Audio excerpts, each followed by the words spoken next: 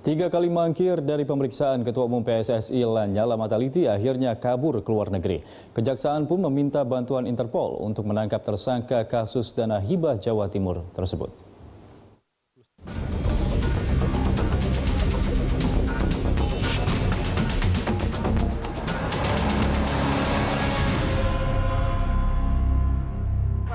Pada 29 Maret 2016, Kejaksaan Tinggi Jawa Timur resmi menetapkan Lanyala Mataliti dalam daftar pencarian orang atau DPO.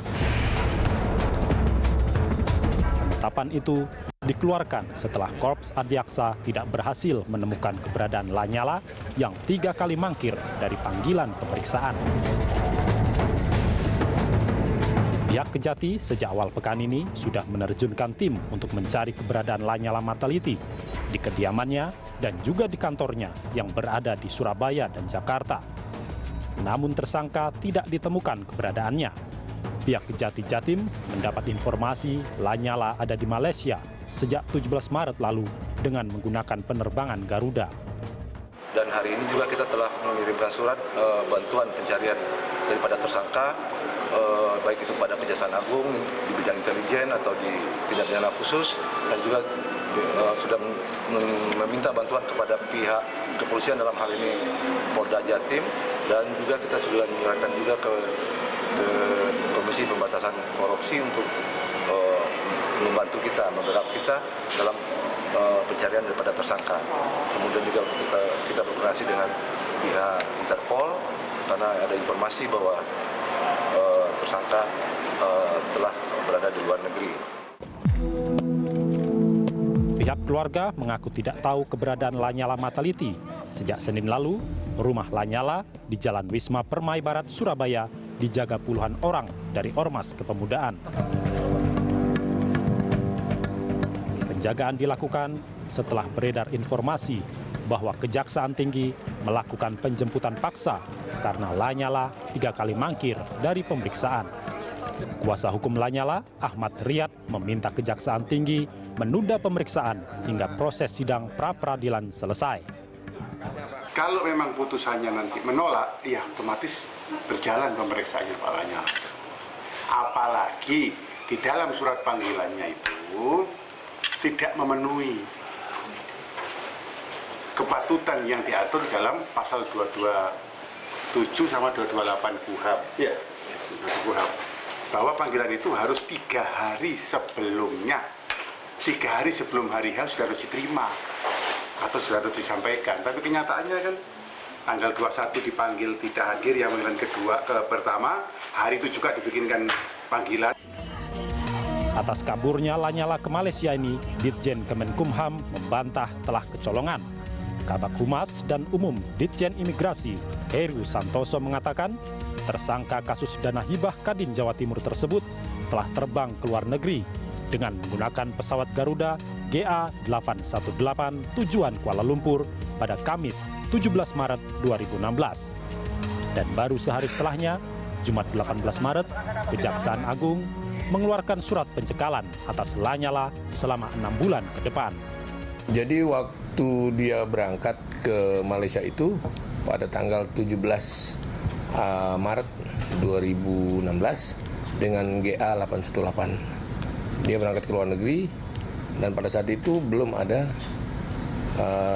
permohonan pencegahan dari Kejaksaan Agung ke kami. Sesuai dengan Undang-Undang Nomor 6 Tahun 2011 tentang keimigrasian. Menurut catatan, kepergian Lanyala Mataliti ke Malaysia untuk berwisata dan bukan izin menetap. Sehingga Ketua Umum PSSI itu hanya akan berada di Malaysia maksimal 30 hari.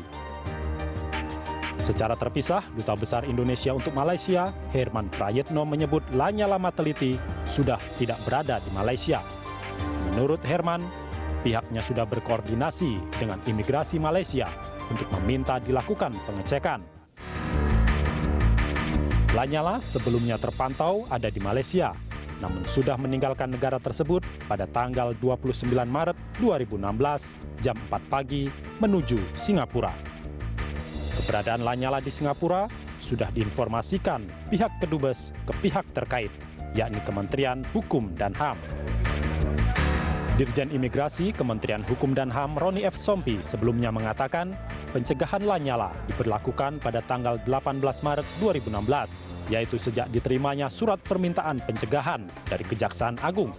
Namun Lanyala diketahui ke Malaysia melalui Bandara Soekarno-Hatta pada 17 Maret lalu. Dari penelusuran, Lanyala ditetapkan sebagai tersangka oleh Kejaksaan Tinggi Jawa Timur pada 16 Maret lalu. Sehari kemudian, Lanyala dikabarkan oleh Ditjen Imigrasi sudah kabur ke Malaysia. Dan pada 18 Maret 2016, Ditjen Imigrasi baru menerbitkan surat cekal bagi Lanyala Mataliti.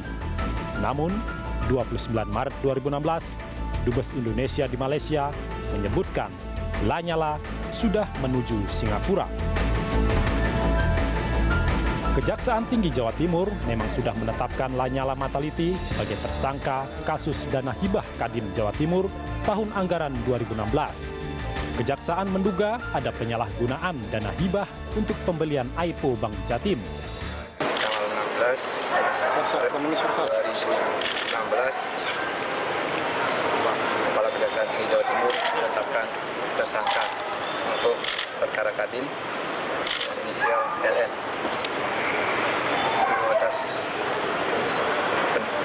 Dikeluarkan surat penetapan tersangka, saya ulangi, atas nama inisial LN. Dalam kasus ini diduga kerugian negara mencapai 5 miliar rupiah. Lanyala yang juga menjabat sebagai Ketua Umum PSSI ditetapkan sebagai tersangka berdasarkan surat perintah penyidikan umum oleh Kejaksaan Tinggi Jawa Timur tertanggal 10 Maret 2016. Penetapan tersangka disambut aksi unjuk rasa puluhan anggota Ormas Pemuda Pancasila. Pada 16 Maret, mereka mendatangi kantor Kejaksaan Tinggi Jawa Timur. Mereka mempertanyakan alasan Kejati Jawa Timur menetapkan Ketua Kadin Jatim yang juga Ketua MPW Pemuda Pancasila Jawa Timur, Lanyala Mataliti, sebagai tersangka kasus penyelewengan dana hibah Kadin Jatim.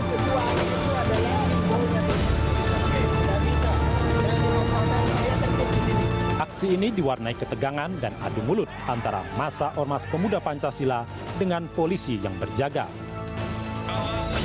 Polisi meminta mereka membubarkan diri karena unjuk rasa melebihi waktu yang ditentukan. Beruntung, setelah pihak kepolisian memberikan peringatan, massa langsung membubarkan diri. Untuk mengamankan kantor Kejaksaan Tinggi Jawa Timur, Polda Jatim dan Polrestabes mengerahkan 300 personel, 2 anjing K9, serta kendaraan water cannon.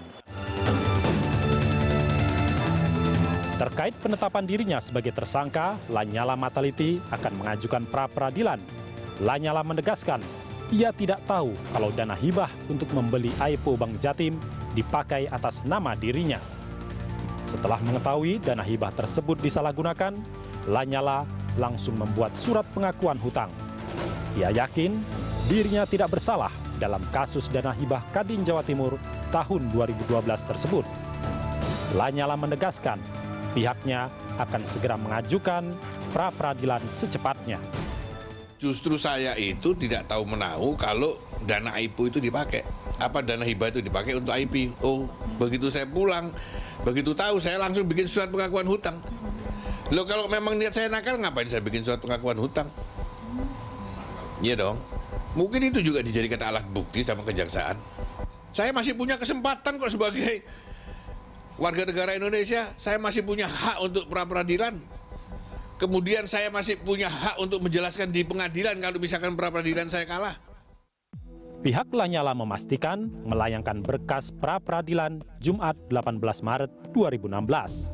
Sementara itu, terkait jabatannya sebagai Ketua Umum PSSI, Lanyala Mataliti tidak akan mundur. Kejaksaan Tinggi Jawa Timur akan terus memantau keberadaan tersangka dana hibah Kadin Jawa Timur, Lanyala Mataliti. Selain memantau, Kejaksaan Tinggi Jawa Timur juga telah berkoordinasi dengan KPK, Kejaksaan Agung, serta Komisi Yudisial. Kejaksaan Tinggi meminta pihak-pihak terkait mengawal penyidikan kasus Lanyala, termasuk memantau sidang pra-peradilan. Pada 30 Maret 2016, sidang gugatan pra-peradilan atas pemohon Lanyala Mataliti digelar Pengadilan Negeri Surabaya. Namun setelah 3 kali pengumuman, Hakim Tunggal Ferdinandus menyatakan menunda sidang tersebut. Alasannya, karena pihak termohon, yakni Kejaksaan Tinggi Jawa Timur, tidak hadir. Persidangan akan ditunda selama sepekan. Atas kaburnya Lanyala, Jaksa Agung HM Prasetyo mengatakan pihaknya telah mengontak Polri untuk menerbitkan red notice. Setelah terbitnya red notice, otomatis Interpol bisa bergerak membantu menangkap Lanyala. Menurut Prasetyo, hasil komunikasi dengan Kapolri diketahui Lanyala kabur ke Malaysia sehari setelah ditetapkan sebagai DPO. Kan sudah ditetapkan DPO. DPO nanti berikutnya red notice kan. Nah itu nanti tentunya kita minta bantuan Interpol. Ya kita harapkan ya mau dipanggilan lah ya. Kita tetap harus berprasangka baik kan dia. Selain kasus dana hibah, Lanyala juga pernah diperiksa Komisi Pemberantasan Korupsi terkait kasus pembangunan Rumah Sakit Pendidikan Universitas Airlangga Surabaya.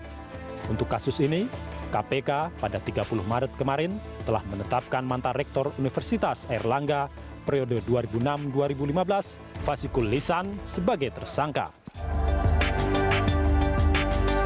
Kerugian negara ditaksir mencapai 85 miliar rupiah dari total nilai proyek sebesar 300 miliar rupiah. Pada Maret 2015 lalu, KPK pernah memeriksa Lanyala Mataliti dalam kapasitasnya sebagai pemilik perusahaan Airlangga Taman Nusantara Sakti. Perusahaan ini merupakan pemenang tender pembangunan rumah sakit Unair dan bekerjasama dengan PT PP. Pelaksana harian Kepala Biro Humas KPK, Yuyu Andriati menjelaskan penyidik akan menelusuri keterlibatan pihak lain dalam kasus tersebut. Selain dikenal sebagai pebisnis, beberapa tahun terakhir Lanyala juga akrab di dunia sepak bola tanah air.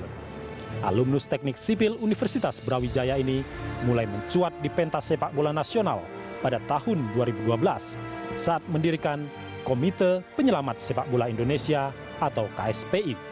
Pendirian KSPI ini kala itu menggoyang kepengurusan PSSI yang dipimpin Johar Arifin. Lanyala akhirnya memimpin PSSI setelah menang mutlak dalam Kongres Luar Biasa PSSI yang digelar di Surabaya April 2015. Kemenangan yang tidak diakui pemerintah karena di saat bersamaan Menpora Imam Nahrawi membekukan kegiatan PSSI. Kelihayan Lanyala Mataliti kini di ujung tanduk. Kasus dana hibah membuatnya kabur dan jadi buronan aparat hukum.